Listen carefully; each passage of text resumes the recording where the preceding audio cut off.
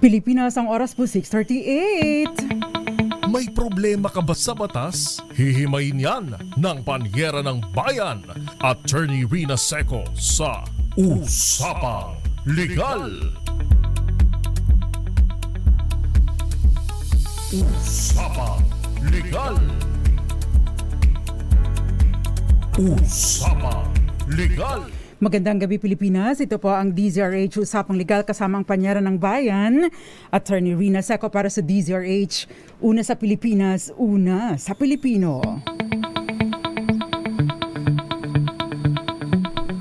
May naririnig ka bang nag-i-static? May naririnig din ako. Anyway, samahan niyo po ako hanggang 7:30 ng gabi. Maganda po ang ating talakayan tonight. May kinalaman po sa lupa.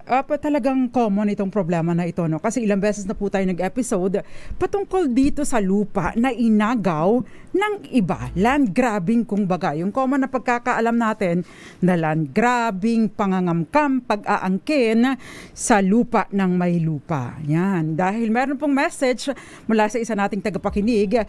Dahil sabi niya, attorney, pinatitituluhan na ng iba ang lupang tinitirhan namin. Ano ang pwede kong gawin?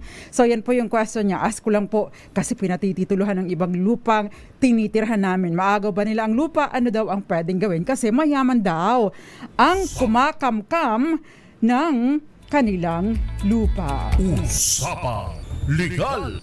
So if you have questions na related po sa ating talakayan tonight, pwede po ninyong ipadala sa atin at susubukan po nating sagutin dahil konektado ang ating talakayan sa lupa. At alam ko naman kapag lupa ang pinag-usapan, hindi po yung lupang nasa paso, ha? Yung lupa na pwedeng tirhan, no? Pagtayuan ng bahay, patayuan ng kahit kubo man lang, no?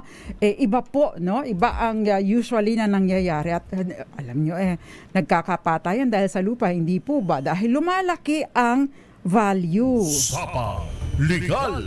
Ayan, kaya naman if you have questions, 0919-282-6485 o hindi naman kaya sa DZRH News TV 4K livestream bilang comment sa ating YouTube Live o kaya naman po sa DZRH News at DZRH News Television Facebook pages. Usapang Legal. Magandang umaga, magandang tanghali, magandang gabi sa lahat ng mga nanonood sa atin sa iba't ibang panig ng mundo.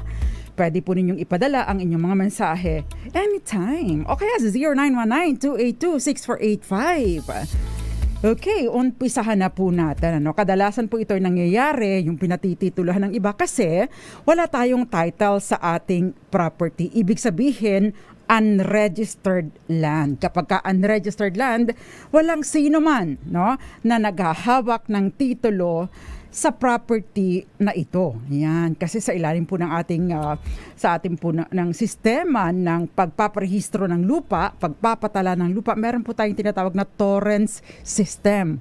No? Ito yung pagpapatitulo simula 1902 ba ito? No, matagal na, no? Na na-introduce dito sa Pilipinas saan nagiging imprescriptible, hindi nagpi-prescribe, hindi nag-expire, no? Ang titulo ng ating property at indivisible, hindi basta-basta madadaig, matatalo ng anumang ebidensya, maliban na lamang kung ang ebidensyang ipinakita ay, no, nakuha ang title na ito sa pamamagitan ng fraud or misrepresentation, panloloko at pagsisinungaling. Usapang Legal. Kapag ka may panloloko at pagsisinungaling, kaya nakuha ang title, abay ibang usapan. Dahil sinasabi po ng Korte Suprema sa kasong heirs of Araw and heirs of Eclipse. Ayan, nasabi po nila, kapag ka po, no, ang titulo ay naiparehistro, nakuha ito sa pamamagitan ng paggamit ng fraud at and misrepresentation, walang titulo, walang ownership na naibibigay kahit pa naiparehistro na ito ng isang tao. Usapang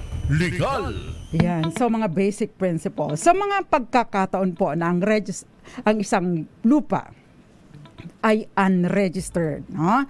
Kadalasan ang pinanghahawakan lang po natin ay ang tax declaration. No? Kapag sinabing tax declaration, idineklara natin sa local government unit ang property for purposes of taxation. Kaya nga po meron tayong taon-taon na binabayaran na amilyar. Usapang Legal. Ayan, bagaman po at sinasabing hindi naman conclusive proof of ownership, no, itong tax declaration, maari po itong maging indisya or pagpapakita, no, na meron kang interest sa property dahil wala namang matinong tao na magbabayad, no, ng amilyar ng property ng iba. Maliban na lamang kung ikaw ay lover at nagpapa-impress ka, di ba? Sa tao, no, o dun sa may-ari, totoong may-ari ng property. No? So, kapag po sinasabi po ng batas at ng mga jurisprudence o mga desisyon ng Korte Suprema, kapag po merong tax declaration or binabayaran ang amilyar at tapos itong taong nagbabayad ng amilyar na ito ay siya ring nakaposisyon sa property, aba, itong paghawak na ito sa property, no, ay maaring sabihin natin na in the concept of an owner and later on, pwede siya na mag-apply ng torrents title sa property. Usapang Legal. Ayan, so yan po ang ating tinatalakay tonight at mamaya, no, ipagpapatuloy po natin yung iba pang may kinalaman dito sa ating talakayan. At syempre sa ating pong pagbabalik, sasagutin po natin. Magko-commercial na ba ako? Commercial na? Mamaya-maya. Kasi parang ilang minutes pa lang ako. Ngayon, i-categorize dun sa question po ng ating texter, no? Yung pinatituluhan ng iba ang lupang kanilang tinitirhan or pinatituluhan. Ibig sabihin, nasa proseso pa lamang ng pagpapatitulo. Ibig sabihin, wala pa talagang title, no? Ano nga ba daw ang pwede niyang gawin? So, ibig sabihin, pending. Ang tanong, paano po ba pinatituluhan? Ito po ba in-applyan ng patent, no? Ito yung tinatawag nating administrative titling, o ito po ba ay naka-pending or ina-applyan ng titulo yung sa pamamagitan ng judicial titling, no? Kapag po judicial titling, ang tawag dyan ay decree, no? Pag natapos na at na-grant decree, uutusan si Register of Deeds na ma-issuehan ng title. Ito yung original certificate of title, pabor dito sa taong nagpetisyon or nakakuha ng paborableng desisyon sa kanyang petisyon. Ngayon, kung ito naman po ay administrative, ito po ay usually patent, no? At ikaw na naghahabol, no? Kaya meron kang mga dapat gawin, no? Kung ito ay pinatitituluhan pa lamang, pending ang application, no? So halimbawa ito ay pending sa Penro dahil doon po ina-apply Senro-Penro, no? Pwede po kayong mag-oppose, no? Pwede po ninyong i-oppose o tutulan, no, ang application. Kaya napakahalaga po, no, ikaw na nag-o-oppose, no, ikaw na tumututol, you are in possession, no? Hindi lang ikaw yung nagbabayad ng amilyar, ikaw din ang nakaposesyon sa property. Napakahalaga po ng mga patunay. Kaya kung meron kayong old love letters, no, address doon sa lugar na yon, doon sa specific area na ito o lupa na ito, malaki po ang maitutulong yan sa inyo. Usapang Legal. Kasi usually, di ba, kapag po depende sa kung anong uri ng patent. Meron tayong residential free patent, meron tayong agricultural free patent na magkaiba po yung period na nire-require. Kasi sa residential free patent, 10 taon na continued occupation or ibig sabihin na ino-occupy nyo bilang tinitirhan, no, ang property sa loob ng 10 taon walang patlang, no? So ibig pong sabihin kailangan mong patunayan na you have been living in that area, no, in that place, no, na ina-applyan mo. Or kung ito naman po ay agricultural free patent, dapat ay naka 20 taon ka na. Usapang Legal. Again, matatalo po ninyo yung nag-a-apply na ito kung ikaw ang nagbabayad ng buwis, amilyar, no? O kaya naman ay ikaw ang nagbabayad ng buwis, and at the same time, ikaw ang nakaukupa sa property or nakaposisyon sa property. Usapang Legal. Paano, attorney, na-applyan na, na-issuehan na ng title? Yan ang sasagutin po natin sa atin pong pagbabalik. Magandang umaga, magandang tanghali, magandang gabi sa lahat ng mga nanunood, nakikinig sa atin sa iba't ibang panig ng mundo. Thank you very much for watching. Nangunguna sa ating page. Ang una kong nakita, hindi na necessarily siya ang nangunguna talaga. Nauna ko nakita si Eduardo Narvaez, si Gael Enriquez. Magandang gabi sa iyo, Myrna de la Cruz, Jerry Sumagaysay, si Josel Guzman, magandang gabi. At magandang gabi din sa iyo, Rose Palahio, si Florence Regalo, Ma'am Grace Recta, Loida Sacramento, gayon din sa iyo, Angelo Redaha, Mami Belen Rivera, at Mike Gano. Magandang gabi po sa inyo. Ito si Maricor Angeles, at syempre pa, nanonood din sa atin, Miss Roxanne Costo, Henry Dolohan, Rodel Anasio, Tita Ami Miraflor Garcia, at Archie Valencia, nanonood sa atin sa Zamboanga City. Nanonood din sa atin si Chonalyn Seco. Pamangkin ko to sa pinsan. Magandang gabi sa iyo, Nana. Tapos, babasahin ko mamaya, hindi ko lang malinawan. Miss Joy Garimbao, si J.M. Tangan, magandang gabi sa iyo, Janet Laya, at maraming iba pa. Thank you very much for watching. And of course, ready po ako sa mag-vote ng inyong mga questions. Magbabalik pa po ang DZRH Usapang Legal kasama ang nag-iisang panyera ng bayan, Attorney Rina Seco. Diyan lamang po kayo. Kayo'y nakikinig sa Usapang Legal kasama si Attorney Rina Seco. Usapang Legal. Nagbabalik po DZRH Usapang Legal kasama ang panyera ng bayan, Attorney Rina Seco. Tinatalakay natin ngayon yung lupa na tinitirahan nila, pinatitituluhan ng iba. No? Pwede ba yun? Sabi ko sa inyo, asawa nga na asawa nga naaagaw pa, ilalo pa yung lupa, di ba? Kaya dapat alerto. Yan. Napakahalaga po ng pagpaparehistro at sinisinop dapat ang lahat ng mga dokumento. Usapang Legal. Ayan. So, dito po tayo sa anggulo. Kasi lahat po ng kwento ay may kanya-kanyang anggulo. Dito tayo sa anggulo na siya ang ninanakawan, siya ang inaagawan ng lupa. So, ibig sabihin siya ang naghahabol. Doon sa fact, no? Sa facts ng case, no? Sinasabi doon na doon siya naninirahan. So, that's 1 point for you. Bakit? Kasi ikaw ang in possession of the property. Again, no? Kapag nagsama ang possession at ang pagbabayad ng amilyar, malaki po, no, ang habol ninyo dito. Provided, of course, na ang property ay unregistered. Hindi pa napatitituluhan ever by any person. Usapang Legal.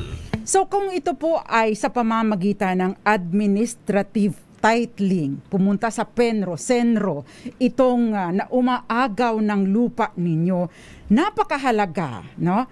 I-oppose ninyo. Patutunayan ninyo na, Sir, Ma'am, andito po ang aking katibayan na ilang dekada, ilang taon na po ako na naka-occupy, nakatira or in possession of this property. Ito nga po ang love letter ng asawa ko na seaman pa noon, no?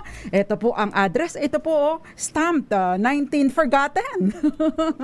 'Di ba? Magagamit po ninyo 'yan. O kaya naman old kuryente bill, no? Kasi syempre may petsa doon, no, kung anong coverage, no, nitong inyong bill at mapatutunayan ninyo na ito pala, ganito na pala katagal na nakatira ito and therefore, no, imposible, lalo na kung tuloy-tuloy, no, imposible na itong applicant na ito ay in possession because para ka makapag-apply ng titulo sa property sa pamamagitan ng patent, kailangan mong patunayan that you have been in possession of the property for X number of years, no? For agricultural free patent, kailangan nakadalawampung taon ka na nagko-cultivate sa property. May na-introduce ka ng kaunting improvements. Wag naman yung isang puno lang ng isang puno lang ng mangga. Dami-damihan nyo naman, no? At the same time, nilagyan mo man lang ng kubo, nilagyan mo man lang ng bakod, because these are indications or external manifestations na ikaw, inaari mo nga ang lupa, no? And you have been in possession in the concept of an owner. Ano ba yung possession in the concept of an owner? Meron tayo tinatawag na ocean possession again. Open, no? Hayagan, lantaran, continuous. Continuous, tuloy-tuloy. Exclusive, ikaw lang, to the exclusion of others. Adverse, kaya mong ipaglaban kahit kanino, no? At of course, notorious, no? Kapag ka tinanong doon, sikap, kanino nga ba yung lupang yan? Kay Jeric Barreto yan, no? Alam ng mga kapitbahayan nyo na itong property na ito, ang may-ari nito, yung poging may objection, wala? Yung poging technician sa DZRH. Ganon. Usapang Legal. Ayan. So napakahalaga po noong pagpapatunay na ikaw ay in possession. Therefore, pwede mo sabihin na imposible po, no? Nanloloko po itong taong ito, no, si Mr. XYZ, dahil ako po ang nakaposisyon sa property. Ito po ang aking mga katibayan. Number 1, Exhibit A. Exhibit A, ito po ang love letter ng akin pang suitor noon, no? O kaya naman ay love letter po ni tatay kay nanay. Noong mga panahong yun, sila na po ang nakaposisyon dito. Exhibit B, kuryente bill, yung sa tubig, no? Water bill, no? So, ito pong mga bagay na ito ay napakahalaga. Kaya hindi basta-basta dinidespatcha yung mga dokumento. Usapang Legal. Ang tanong, attorney, what if, no? Doon tayo sa na-issuehan na ng patent, no? Na-issuehan na po ng patent. Pero meron po akong katibayan, no, na siya po ay manluloko dahil hanggang ngayon dito pa rin po sa property na ako nakatira, nandito pa rin po ang pusod ko. 'Di ba? Ganun mga politiko. 'Di ba?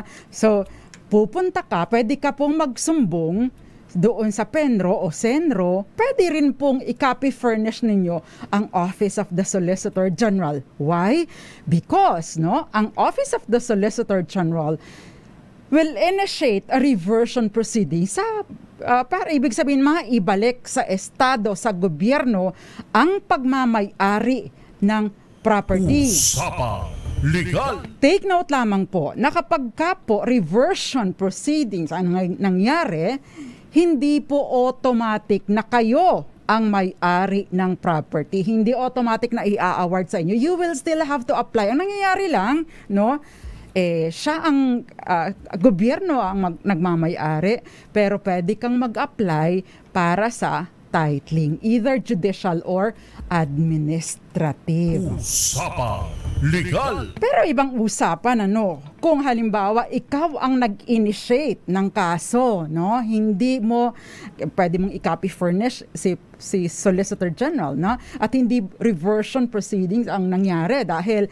ang gagawin mo, ipapa-nullify, ipapa-cancel mo, no? Ipapa-cancel mo yung titulo na na-issue sa kanya.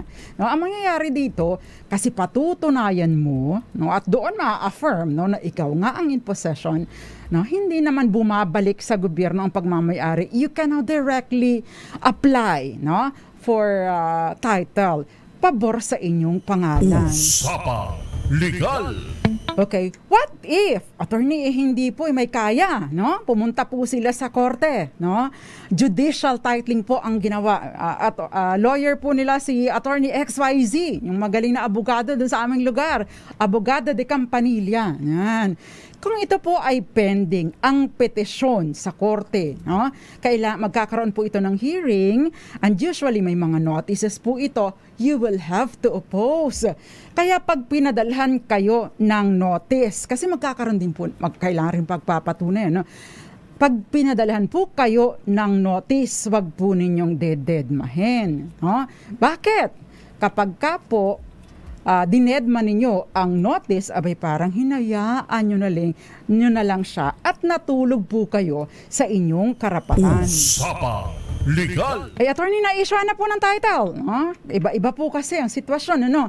Na-issue na po ng title. May newly issued title po, no? Or newly issued decree. No? Siyempre, kung within 1 year from the issuance, no? Or from entry, no? Pwede po ninyong ipa-reopen o pabuksan, ipa-investigate ulit para mapatunayan ninyo doon, ako po ang nakatira dito, wala pong iba, at tuloy-tuloy po simula po 19 forgotten. So, sa loob po ng 1 taon, dapat maipa-reopen po ninyo itong naging pagdinig para po patunayan, no, na kayo ang nakaposisyon at nanloko, gumamit ng fraud and misrepresentation itong nakakuha ng title pabor sa kanyang pangalan. Usapang Legal. Ay, attorney, lagpas na 1 year, nasa abroad ako naglalamierda ako sa ibang bansa or nagtatrabaho po ako sa ibang bansa, kagaya ni Ms. Gael Enriquez, no? Ano po ang gagawin ko? Hindi ko naman po namalayan. After 1 year, pwede po kayo mag-file ng petisyon to nullify the title on the ground of fraud and misrepresentation. At pwede din po kayong humiling ng danyos perwisyo. At syempre pa, iba pa pong usapin, no? Yung kriminal na kaso. Usapang Legal. So yung nagpadala sa atin ng mensahe, I hope nasagot ko po yung inyong question. Maya-maya, if magandang gabi muna sa iyo, Flor B. Fernandez, at nanunood din sa atin, nakikinig sa atin si Nanay Linda Asonza. Magandang gabi. Presi Mahia Friday Onyok. Alicia Hubay sa Davao City, maayong gabi ikaninyong tanan. Get Wilson sa iyo, Jerome Lorenzo. Si Tita Ami Miraflor Garcia, magandang gabi. Si Vilma Endomahab, magandang gabi. At syempre si Ramon Abadillo at Olivia Villa, Delphine Rojas, at maraming iba pa. Rodel Anasio, magandang gabi, at Henry Dolohan. Magandang gabi po sa inyong lahat, at gayon din sa iyo, Kenneth Arevalo. Sabi niya, makinig mabuti. At syempre pa, magandang gabi, nasa San Pablo, Tarlac City, at salamat daw sa Mascareñas family ng Mugpog, Marinduque. Magandang gabi po sa lahat ng mga taga Marinduque, mga kababayan ko dyan. Usapang Legal. Si Rudy Valpalma at si Aunt May, Jody Sai, Gael Enriquez, at si Rock Grand Funk. Magandang gabi sa iyo, at maraming iba pa. Ramon Abadillo, magandang gabi, at Archie Valenza dyan sa Zamboanga City. Usapang Legal. I-next question na nga natin, RHTV, please, por favor. Ayan, okay. Sabi niya, magandang gabi po, magandang hapon po. Pwede po bang magtanong, yung lupa po ng lolo ko na namatay na ay hindi pa nalilipat sa pangalan ng papa ko at sa kapatid niya. Ngayon po, yung kapatid ng papa ko, ibinenta nila yung mana nila. Paano po yun na hindi pa po nahiwalay yung titulo? Ano po ang dapat namin gawin? Maraming salamat po. Ma'am, I hope you are watching tonight. Usapang Legal. By the way, yung mga sinasagot ko po dito, screenshot po yan ng mga pinadala sa akin. Yung iba, tinatabunan ko na lang po yung mga pangalan at saka yung kanilang profile picture. But beforehand, dinonotify ko po sila na di-discuss ko po ito tonight. So, that way, alam po nila na kailangan nilang antabayanan dito sa programa. Anyway, so, wala naman siyang problemang malaki. Ang kailangan lang nila, unang-una, dapat pong isettle ng tatay ninyo at ng kanyang mga kapatid ang estate, ng kanilang magulang. Paano ito gagawin? Meron po tayong previous discussion on this, at maganda po na you take advantage nitong estate tax amnesty, which is about to end on the 14th of June 2025. You can go back sa ating mga previous episode at available din po ito sa YouTube. Usapang Legal. At syempre pa, no? Maari naman po kayo mag-execute or sila, magkakapatid, mag-execute. By the way, isama po pati mga kapatid sa labas. Ano? Dahil sila po ay mga tagapagmana din. So, mag-execute po kayo. I hope nagkakaintindihan ng mga magkapatid. Pwede po kayo mag-execute ng extrajudicial settlement of estate with deed of sale. No? Pabor dun sa sinumang buyer. Dun sa portion lang ng inyong uncle na magbebenta or kapatid ng tatay ninyo na magbebenta. Napakahalaga din po na magkaroon ng survey, no, or partition. Ang ma-partition na din ang property. That way, designated na po, itong lot 1, ito yung sayo at ito yung ibibenta ko. Ito yung lot A or lot B or lot 2, ito naman yung akin. So, at least designated na at alam na with specificity. Tama ba ang phrase ko? Tiyak na, no? Yung specific area na ililipat or ibinibenta. That way, hindi na po ninyo pag-aawayan. Usapang Legal. Take note lamang po, no, para sa buyer ng property ng uncle ninyo, kung kayo po ay nasa parehong sitwasyon na bibili kayo ng manang lupa, dapat mas-settle muna ang estate. Because if not, napakahirap po nitong proseso. Dapat po yung mabayaran din ang estate tax. Or if not, at least magpa-execute po kayo ng special power of attorney para i-process ito. But just the same, no? Ang settlement po ng estate ay isa sa tedious, pinakamahaba or makote. Sabi pa nga nila, makote, maproseso, no? Dahil napakarami pong requirements ng BIR. Usapang Legal. Ayun, so in essence, mag-uumpisa po kayo doon sa dalawang yun. At syempre, mag-apply na kagad ng estate tin. Para kanino? Para po dun sa estate ng noong namatay. Magkukuha na din po kayo. Separate po ito. Kung dati po siyang may tin or tax identification number, hindi po yon, no? Kukuha po kayo ng tinatawag na estate tin. Meron din pong form sa BIR. Yun po ang gagamitin ninyo. At lahat po ng tagapagmana, kuhanan na din ninyo ng tin kung wala po silang tin. Kung yung may existing tin sila, yun na po ang gagamitin ninyo. Ayan. Usapang Legal. Mag-apply na din po kayo ng death certificate or kumuha na kayo ng death certificate ng namatay, no? Mula po sa PSAR, Philippine Statistics Authority. At syempre, likumin na ninyo, no? Lahat ng title ng property na isa-settle nyo. By the way, hindi po pwedeng isa-isa ha. Pag sabay-sabay nyo na po lahat ng property. So, if there are 10 properties, sama nyo na po lahat. Hindi po pwedeng installment. At kailangan din po ninyo kopya ng tax declaration na kinuha at that time of death. So kung 1960 po, no, namatay itong lolo ninyo, kumuha po kayo ng dokumento na applicable sa ganong taon kung kailan siya namatay, because that will be the basis of the estate, the value of the property, yung time of death. Usapang Legal. I hope na susundan po ninyo ang ating talakayan tonight dahil alam ko pong interesting pero napaka-komplikado pong usapin ng mana at saka ng lupa. Okay? Mas komplikado pa sa love life nyo. Magandang gabi sa iyo, Emmeline Afable.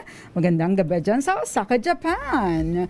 At syempre pa, yung mga iba pang nanonood sa atin, Grace Matalandang, Melania Dolfo, at Kenneth Arevalo, si Roy Borile. Oy, namiss kita, Roy Borile. Jet Montiel, magandang gabi.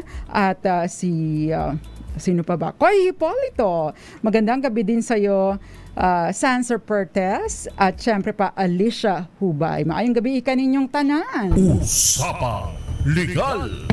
Ito ang next question. Attorney, paano po kung may dalawang tax declaration under sa magkaibang pangalan sa iisang lupa lamang? Sino po ba ang totoong may karapatan? Usapang Legal. Common po ito, ano? Lalo na doon sa mga probinsya, no? Common na nangyayari. Merong competing claims sa isang property, no? Nagkaroon ng 2, 3, higit pang tax declaration, no?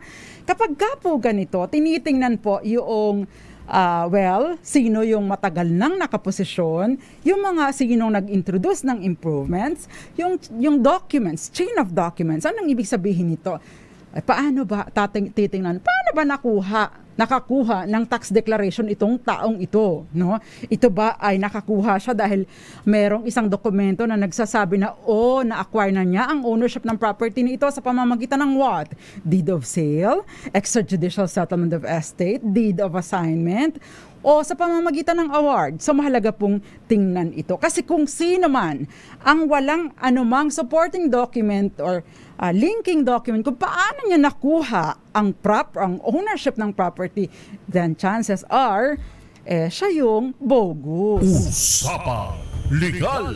Ayan, next question. Susulitin ko po ang araw ninyo dahil nakikinig kayo tonight. Thank you very much. Timo Reyes, magandang gabi. At syempre pa yung mga Ivy Gutierrez, Romy Corpus, dyan sa Marilao, Bulacan. Maraming salamat po sa inyo. Ito, next question. Attorney, sabi niya ganon, paano po kaya kung magkatabing lote, nag-overlap po ang boundaries? Paano malalaman kung sino ang tama? Usapang Legal. Well, unang titingnan po ninyo ang dokumento, no?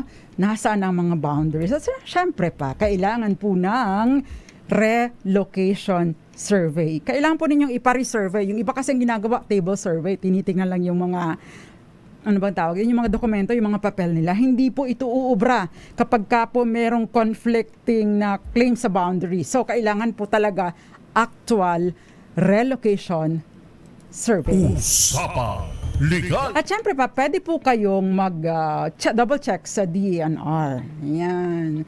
Sila po kasi merong mga dokumento patungkol dito. Lalo na po kung nagkaroon ng kadastro. Alam niyo po ba yung kadastro? Kasi di po ba, kadalasan tayo mga pribadong individual ang nagpapasurvey. Tapos mag-a-apply tayo ng title.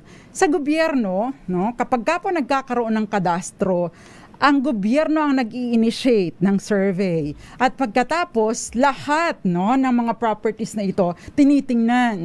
So, kailangan pag may kadastro, present. Ako ang may-ari nito mula dito hanggang dito.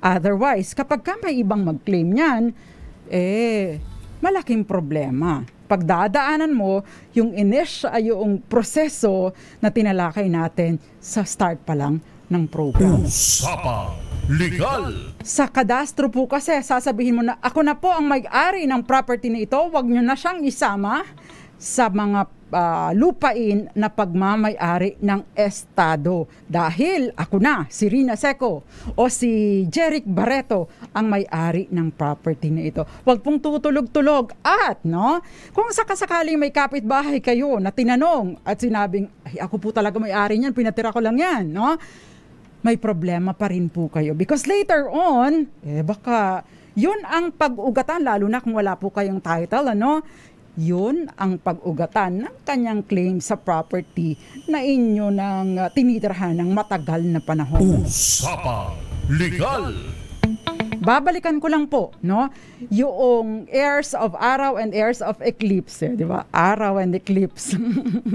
Okay, sa heirs of araw and heirs of eclipse, ang registration ng property sa pangalan ng isang tao, kung nakuha ang title nito sa pamamagitan ng fraud and misrepresentation, walang karapatan na nililipas sa kanya kahit pa meron siyang Torrens title. Although, generally, ang Torrens title is imprescriptible, hindi nag-expire, hindi nagpe-prescribe, and indefeasible, hindi basta-basta matatalo ng kahit anong, maliban na lamang sa ebidensya na nagkaroon ng fraud, manipulation, and deception, misrepresentation sa pagkuha ng title na ito. Usapang Legal. Meron pong question dito, ano po ang pinagkaiba ng orange at green title? Yan po at iba pa ang ating tatalakayin sa ating pong pagbabalik. Ilan po muna mga paalala. Diyan lamang po kayo, it's 7:16 in the evening. Diyan lamang po kayo. Kayo'y nakikinig sa Usapang Legal. Kayo'y nakikinig sa Usapang Legal. Kasama si Attorney Rina Seco. Usapang Legal. DZRH, Usapang Legal kasamang Panyera ng Bayan, Attorney Rina Seco. Tinatalakay po natin ngayon mga kamkama ng lupa, no? Before we pause for commercial, may question tungkol doon sa pinagkaiba ng orange and green title. Ayan. Para sa mga bago pa lang nakapagpa-title, especially yung e-title, no? Kasi noon pong 2008, nagkaroon po ng initiative ang LRA, Land Registration Authority, para sa yung computerization program, no, digitalization, no, ng ating mga title. Noon, ang atin pong title ay orange or red-orange. Ano bang tamang color? Orange or red-orange. Basta yun, no? So, yun po yung original na kopya, no, ng titulo natin. Yun ang unang mga ini-issue. And then eventually, nung nag-start po ang computerization program ng LRA, no, na mas marami pong mga security features, no, naiba na po yung color. Green, yung iba parang bluish, yung iba green, no?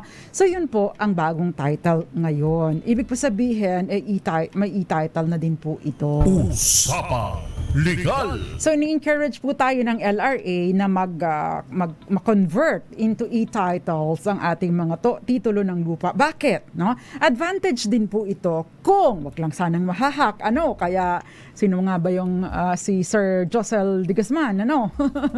Wag naman sanang mahak ang ating LRA, no?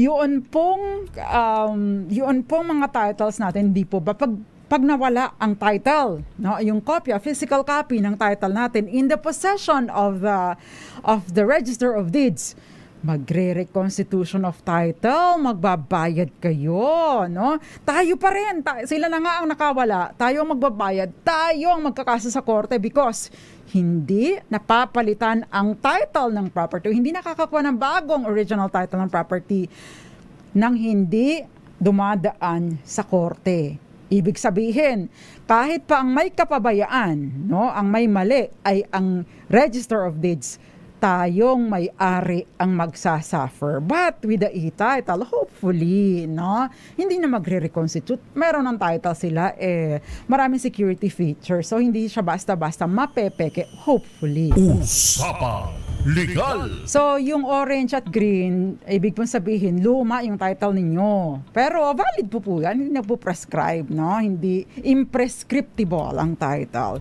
Okay, ni attorney, may niyugan po na nakatax deck naman sa kamag-anak namin sa matagal na panahon. May bigla pong dumating na nagkiklaim na minana nila ang lupa. May dala pong armas na natakot po ang mga nagsasaka ng lupa. Pwede ba itong kasuhan? Usapang Legal. Magpa-blatter po agad kayo, ano? No? And hopefully you are safe, no? Pero kapag ka po ganito, wag po kayong aalis, ha? No? Dahil ipagtanggol po ninyo ang possession and occupation ng property para hindi po sila magkaroon ng dahilan o pruweba na sila ang naka-occupy sa property. Kung nagkaroon po ng physical takeover, meron pong tinatawag na occupation of real property or usurpation of real rights in property. Ito po ay kasong kriminal at meron pong parusa na inilalaan ang batas. But definitely, you will have to engage the services of a lawyer for this. Usapang Legal. Attorney, paano po kung peke ang title na ginamit na collateral sa loan? Kapag ka po peke ang title na ginamit bilang collateral sa loan, ay ito po ay estafa na maituturing. Magandang gabi sa iyo, Helen Torzar. Sabi niyo, paano po maka-private message sa inyo? Hanapin niyo po yung page ko, Attorney Rina Seco, R-H-I-N-A. No? Meron po akong page at mag-message po kayo doon ng inyong question. Minsan matagal po akong sumagot, but eventually sumasagot po ako kapag may pagkakataon, or if hindi ko man masagot, dito ko po sa ere sinasagot ang inyong mga questions. Usapang Legal. Kapag ka po nagpadala kayo ng message, wag nyo na pong tanungin sa akin, attorney, pwede po bang magtanong? Tapos aantayin nyo na sumagot ako. Diretso na po, no? Wala nang paalam-paalam na pwedeng magtanong. The reason for that is that para po kayo makapagtanong at kapag ka may pagkakataon, sinasagot ko po. Rika or Recas Zoleta, magandang gabi sa iyo. Classmate ko po ito nung high school. Magandang gabi sa iyo. Emily De Castro, So, ingat po kayo, idol. Thank you very much. Magandang gabi din sa iyo. Sabi niya, ito, medyo mahaba lang ma'am, pero wala na tayong oras. Ipadala po, screenshot ko po itong message ninyo para po mabigyan ko ng pansin. Pero ipadala nyo rin po sa akin, sa Attorney Rina second na page. Sasagutin ko po yun. Eman, magandang gabi sa iyo. Lancelot Mutuk, Rosana Maritan, Ivy Gutierrez, at Grace Matalandang, Jet Montiel, thank you very much. Ria Soto, watching sa DZR, nanonood, nakikinig sa atin sa AM Radio 666, watching FB, thank you very much. At Chinier, sabi niya yung pinatira lang, kumakamkam. Pinasign pa ako ng extrajudicial settlement, no? Fake pa ang signature ginawa ng sister ko, kaya nag-request ang bangko kung tama, pero balita ko po na na-release na may title na po yung title na sale. Ma'am, wag po kayong basta-basta pipirma ng dokumento. By the way, kung may nagpapapirma po sa inyo o naggumawa ng SPA, ako na lang magbabayad ng, nasa ibang bansa ka naman, ako na lang magbabayad ng amilyar mo, pirmahan mo itong SPA, ako bahala sa'yo. Wag pipirma ng hindi nababasa. Bakit? Ang special power of attorney po, dapat ang contain lang dito ay yung kung anong power na isinasaad, no, o pinapagawa ninyo. So kung ang purpose ng SPA ang pagbabayad ng amilyar lang, dapat yun lang po ang nakasaad doon. Hindi kasama yung pagbebenta, pagmo-mortgage. By the way, another thing, kung may SPA to mortgage, hindi po kasali dito ang authority to sell. Or kung ito po ay authority to sell or special power of attorney authorizing the sale, hindi po kasali dito ang mortgage. Maliban na lamang kung specific doon. At yung nag-issue o pumirma dito ay aware of the powers contained in the special power of attorney. Usapang Legal. Napakahalaga po na binubusisi natin, no, itong mga dokumentong pinipirmahan natin. If it's Escueta, Hill Ocampo, Normida, magandang gabi sa iyo, Normida. Iton Bulalayaw, nanonood din sa atin at nagbi-birthday si Mark Anthony Bulalayaw. Magandang gabi po sa inyo and happy birthday. Marilu Demetaes Bosque, magandang gabi, at Eduardo Narvaez. Emily Nafable, magandang gabi sa inyo. Usapang Legal. Mga kamag-anak ko dyan sa Benavista, Marinduque, magandang gabi po sa inyo. Yun pong mga nanggugulo ay wag na po ninyong pansinin kasi may mga nanggugulo po sa ating feed. Pagpasensyahan nyo na lang muna, no? Okay, attorney, si Julius, attorney, may offer sa akin rights lang. Okay lang ba yun with 2 minutes, no? Rights lang. Anong rights ang ipinapasa sa iyo? Kasi may mga rights po na pwedeng karapatan lang to occupy pero walang iba dahil to occupy or to possess because under pala ng lease. So assignment of lease lang pala. Pero kung ito po ay rights na pwedeng magtuloy-tuloy sa ownership, nasa sa inyo po yan. Pero pwede po ninyong balikan ang ating mga previous episodes on this. I had a very good discussion of rights, no? Pwede po ninyong balikan. Usapang Legal. Okay, sa mga bibili ng rights, check if the property is alienable and disposable, kasi kung ito po ay bahagi ng military reservation, ito po ay park, ito po ay mineral land, timberland, forest land, hindi po ito disposable. Hindi kayo magkakaroon ng title sa property na ito. Tingnan nyo din po, yung bang property ay na-applyan ng title, tapos pwedeng ipasa sa inyo, pwede po ninyong bilhin yon. Yung tingnan nyo rin po kung document ay yung property na binibili ninyo, bagaman na-try sa merong mga iba pang mga iba pang mga supporting documents na nagpapatunay na siya nga ay may karapatan sa property na ito. Usapang Legal. Siyempre, yung seller, dapat meron siyang actual possession and occupation of the property. Usapang Legal. Ang bilis po ng oras, magsama-sama po. Ay, magandang gabi sa iyo, Steve Tanod-Tanod. Ipadala nyo na lang po yung question nyo dun sa akin, ha? Sasagutin ko na lang po doon. Nakasama ko po sa kabilang side, si Jeric Barreto and of course the mga taga-RHTV. Sino nasa RHTV? Hindi mo rin alam. Salamat sa inyo, RHTV. Nakasama niyo po tonight, Attorney Rina Seco para sa DZRH. Una sa Pilipinas, una sa Pilipino. Sa Tuesday po ulit, ha? Magandang gabi po sa inyong lahat. Sumainyo ang mga dagdag kaalaman